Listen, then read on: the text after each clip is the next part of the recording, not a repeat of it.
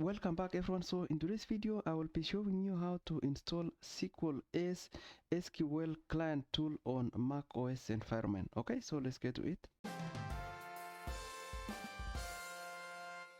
Okay, so like I mentioned in today's video, I will be showing you how to install SQL S on Mac environment.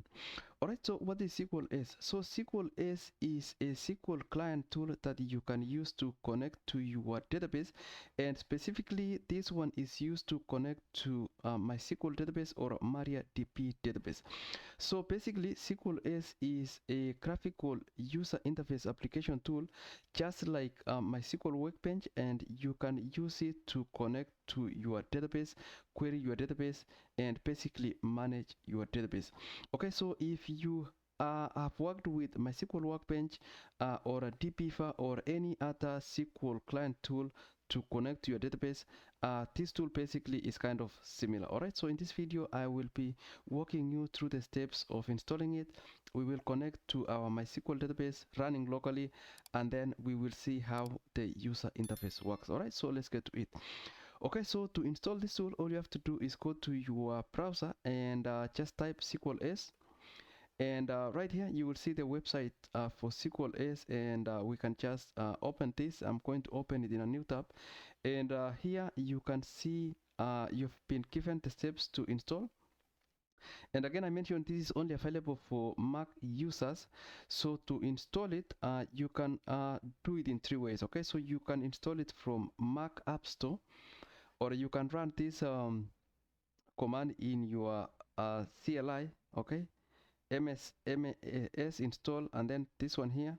I've never used this, so I'm not sure if this is available for Mac users. I've never used it.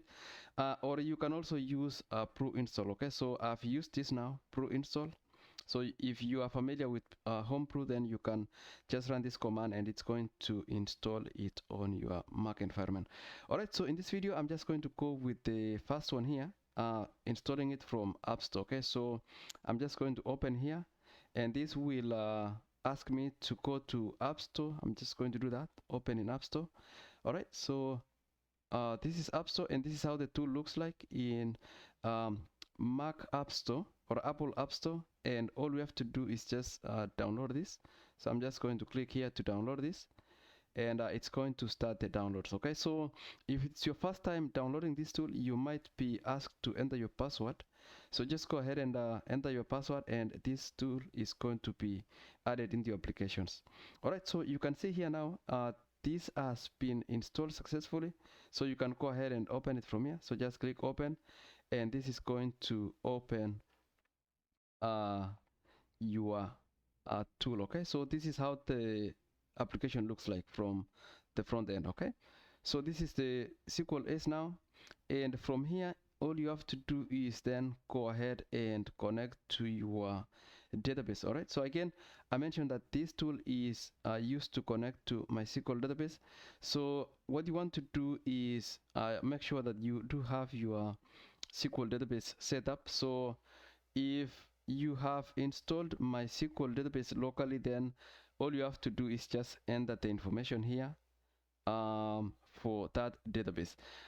If say you have installed it externally, say in AWS, for example, if you have created RDS database on AWS environment, then you can just enter the information here as well. Okay, so in my case, I have installed my SQL database locally, and if you do want to know the steps of doing that, I will put a link for that video in the description so that you can follow the steps of installing and setting up MySQL on your Mac environment. Okay, so in this video I'm not going to do that. I'm just going to show you how to connect. So you do have three tabs here, TCP/IP, socket, and SSH. Okay, so all of these are options available for you if you want to connect to your database with these options. So for my case, I'm just going to go with the TCP, and all I need to do here is enter the host name. So for this, since MySQL is running locally for me, I'm just going to enter here localhost, right? Localhost. Okay, so this is going to run localhost. I'm going to change the name here actually to be MySQL. So you can do localhost because it's running locally, or also you can enter one you can see right here, right, says 127.0.0.1. okay, so this is for my SQL server, so I'm actually going to do that here. I can also enter the IP address, so you can enter local host or the IP address. So I'm going to go with the IP address for this, and then the username, I'm still using root user, which is the user I created when I was installing MySQL database to my local machine. Okay, so I'll do the root user. Now if you have another user that has login credentials, then you can go ahead and do that. Okay, so you don't have to use root user. And then I will enter the password for this. Okay, just enter the password that you used to log in, right? Just make sure that it has login credentials. By default, the port is 3306. You can leave it or you can enter it at 3306, and that is pretty much it. Okay, so I'm not going to enable any of these other ones, but if it is good for you, then you can just go ahead and do that. So once you've done that, what you want to do next is go ahead and test the connection just to make sure that it works. So just hit test connection, and as you can see, for me this one says connection successful or a connection succeeded. That means that now I'm able to connect to my SQL database. Since we are good, then we'll go ahead and hit connect. If you run into any errors, then usually it's the username or the password. Just make sure that those are correct. Okay, and then we'll go ahead and hit connect right here. Okay, so we have now successfully connected into our database, and as you can see right here, we don't see anything on this UI. So in order to if you do have databases created in your SQL, then you can choose them right here. So in my case, I do actually have some databases created, and if you go to this option right here, you can actually select your database. So in this case, I do have 3 databases. We do have some of these other ones like information schema, MySQL, we have performance schema and all of this. So the ones that I want to connect to, I do have these 2 databases right here. Okay, so I'm just going to pick one of these. So let's pick this one, e-commerce DB. And once we pick that database, then you can see the tables are available for you right here. Okay, so from here, then you can just go ahead and pick one of the table. For example, if we choose customers, once you do that, you can navigate actually on the menu up here if you want to see the data. So this one, I'm right here, I'm selected to structure, and this basically gives you the structure of your database, like the field names, what are the data types, and if you have like if it's primary key and all of that. Okay, so this is basically how the column looks like and the associated data types. If you want to see the data, you can hit here content, and this is going to show you the data for this. Okay, and you can just go across these relations. If this table had any relationship with any of the other tables, and you will see here, this is kind of like the foreign key. So if this one contains that information, then you will see it here. This one does not. And then for triggers, so triggers, if you have triggers enabled in your table, then those will show up here. And then table information here. Okay, so this is table info. Basically, this gives you the SQL query on, if you wanted to just copy this query and create this table using the query here, this is a DDL for this. Okay, and then you can also, this is a query editor here, so you can run query here. For example, select star from this table, customers. Okay, so you can do that right here. And then basically, if you want to run this, then you can go here and run this. So this is going to run this table, and then I give you this information right here. Okay, so this is how the UI looks like, and you can just go and switch between databases. Just go across. If you want to navigate to another table, then you can just do so here and see the content, any triggers, any relationship, and things like that. Okay. So one other thing you can do here also is if you go on top right here, this is also in Mac. If you go on top here, you will see database here, and you can code your database. And basically, if you want to switch the databases, you can do so here, and just hit OK, and this is going to switch your database. If you want to add a database, you can do so right here. Okay, so you can say, let's say we want to create a database called testdb. Just do so here and add it, and that's going to show up now in your list of databases. Okay, so this one we just created it. It does not have any tables, but you can do so just from this UI. Okay, and then the other thing you can do, if you do go to tables, you will see the tables there, and then you just go down here. So you can, when you look at this menu, you can actually see that you can manage this database, you can delete, you can refresh tables, you can also even manage user accounts. So if you go to user accounts here, you will see here that you do have a list of users, and in my case I'm connected to root user, and this root user has all the privileges and everything. So if you go to DemoDB, you can see if you want to grant permissions, you can do so here. Okay, and the other thing also here is if you want to create a user from this UI, you can just click add user here, and then just add the user, right? And then enter the password name.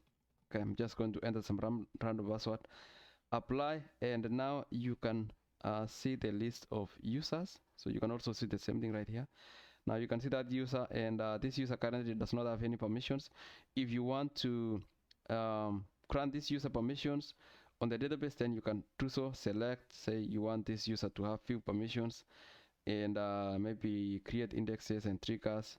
Okay, if you want them to, basically you can just manage the permissions that this user has right here, and once it's all done, you can click apply, and that user now will be able to log in and execute queries against the database based on the permissions given to them. Okay, all right, so that is the users. You can do various other things.